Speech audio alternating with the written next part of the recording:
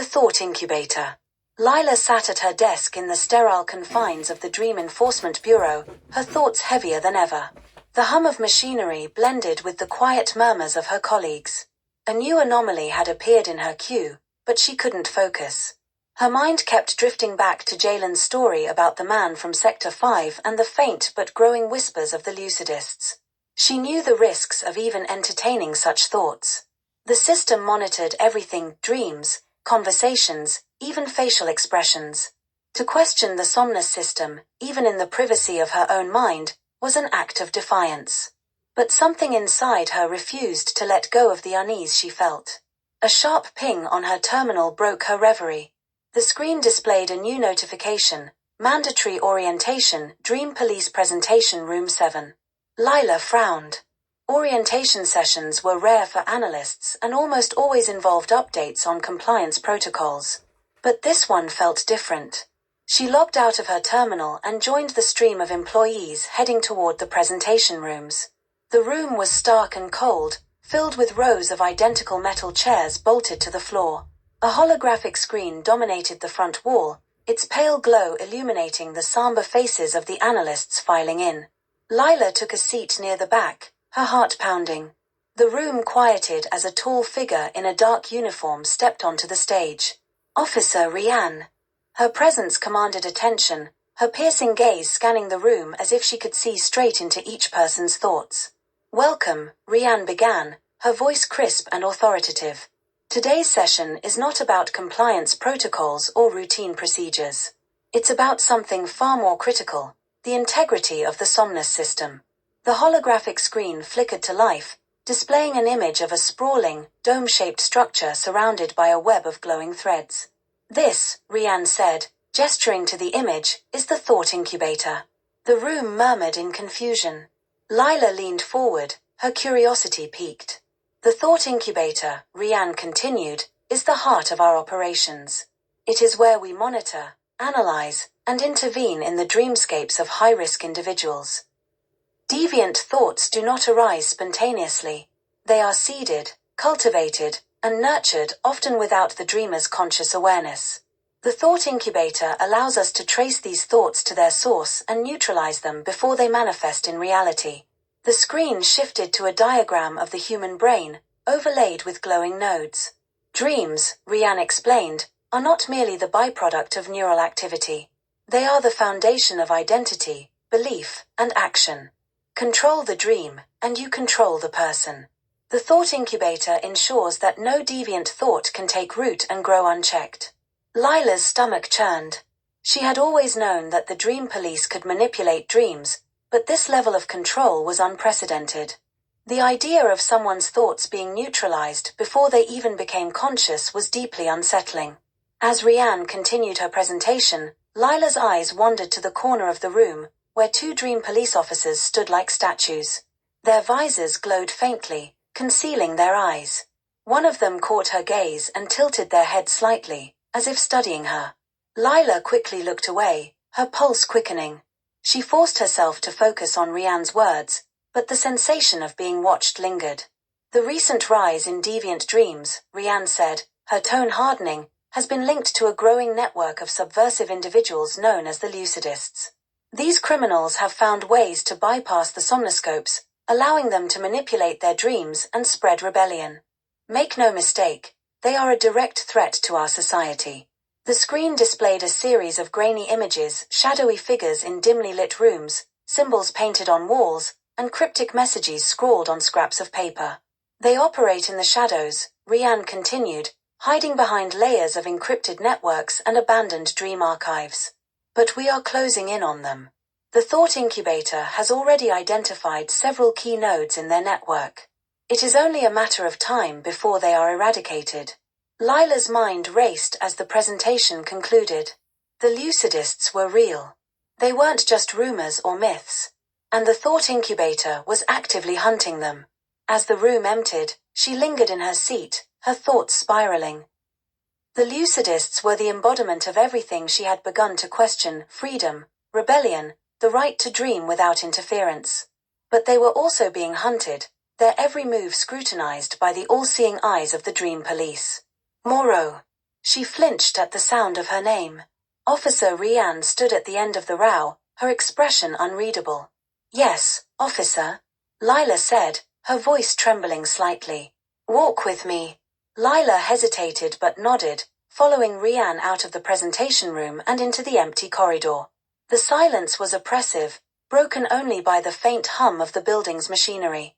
"You seemed distracted during the presentation," Rian said, her tone neutral but probing. "I was just processing the information," Lila replied carefully. Rian stopped and turned to face her. "Good. Processing is what we do here. We analyze, we interpret, we ensure compliance. That is our purpose. Do you understand?" "Yes, officer." "Good." Rian's gaze lingered on her for a moment longer before she continued walking. "You're a talented analyst, Moreau. But talent means nothing without discipline. Don't forget that." Lila returned to her desk, her nerves frayed. The message was clear. Rian was watching her. Any misstep, any sign of deviation, and she would be next. She opened her terminal and resumed her work, but her mind was elsewhere. The thought incubator was more than a tool, it was a weapon, wielded by the Dream Police to crush any spark of rebellion. Her thoughts drifted to Client 7284 and their wild, chaotic dream. Were they still free, or had the thought incubator already claimed them? And what about the Lucidists? Were they truly the enemy, or were they fighting for something worth risking everything for? Lila didn't have answers, but she knew one thing. The world she had accepted for so long was not as it seemed. The cracks were growing, and she was starting to see through them. For the first time, she felt a flicker of something dangerous and exhilarating. Hope. Chapter 4, Whispers in the Dark. Lila couldn't shake the feeling of unease as she left the bureau that evening.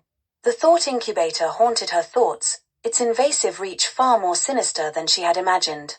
The streets of Somnus felt oppressive, the sterile perfection of the city suddenly stifling. On her way home, she noticed the eyes of the citizens around her. They weren't really seeing anything, she realized. Their gazes were unfocused, their expressions eerily blank. It was as though the entire city moved on autopilot, their lives dictated by the dreams they couldn't even remember. And yet, within her, something had awakened. Something that refused to be silenced. When she arrived at her apartment, Lila locked the door and pulled the blinds shut. The small space felt suffocatingly quiet, but she needed privacy. She sat at her desk, her heart pounding as she connected her secure drive to her laptop. The file on client 7284's dream was still there, the imagery as vivid and chaotic as before. She stared at the symbols, the shattered somnoscope, the broken clock, the burning bird. They were fragments of rebellion, messages hidden in plain sight. But what did they mean? Her fingers hovered over the keyboard. The government servers were a labyrinth of encrypted networks, but she had spent years navigating them. If the Lucidists existed, they had to leave traces, patterns buried in the data. She hesitated.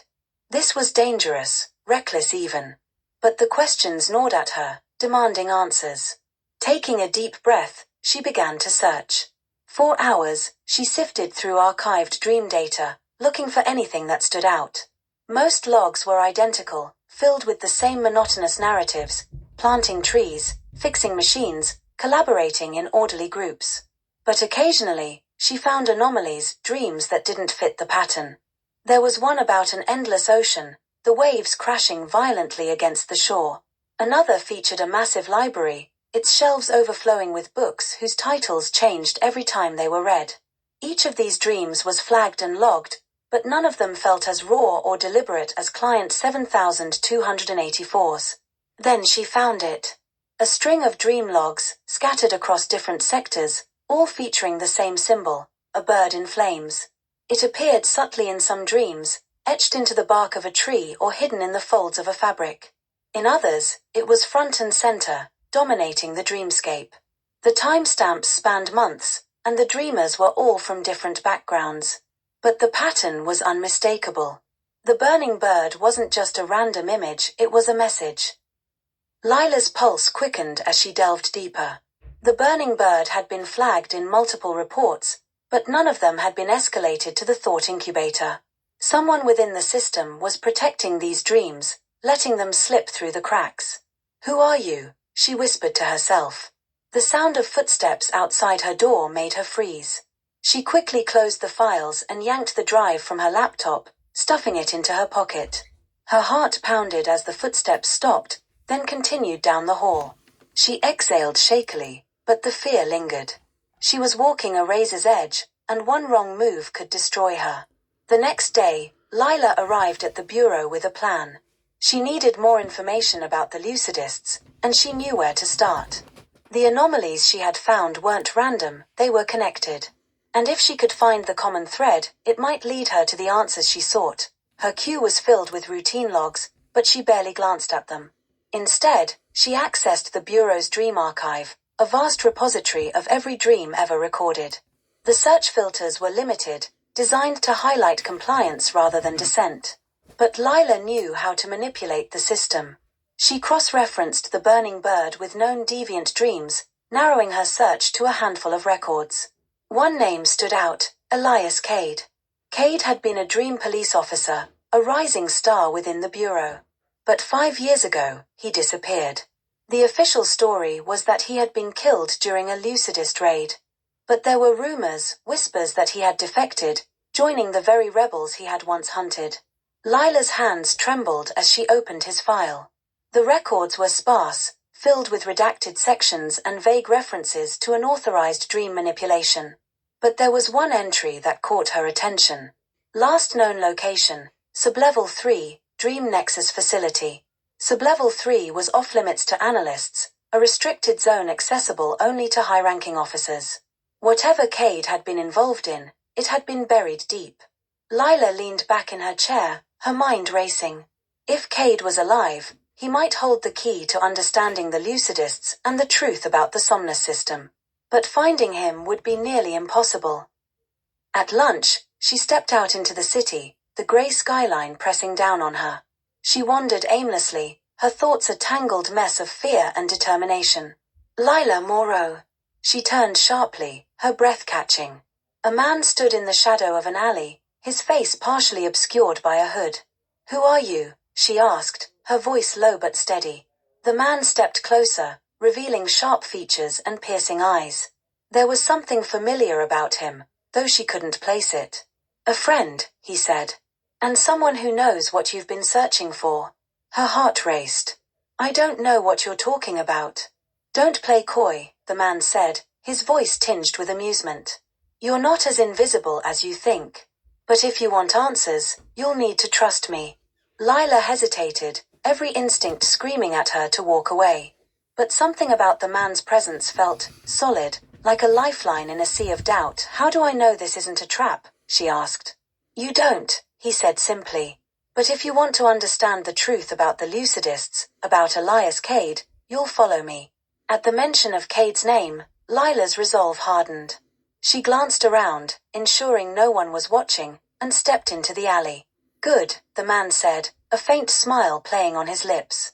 "Welcome to the Resistance. Would you like Chapter 5 to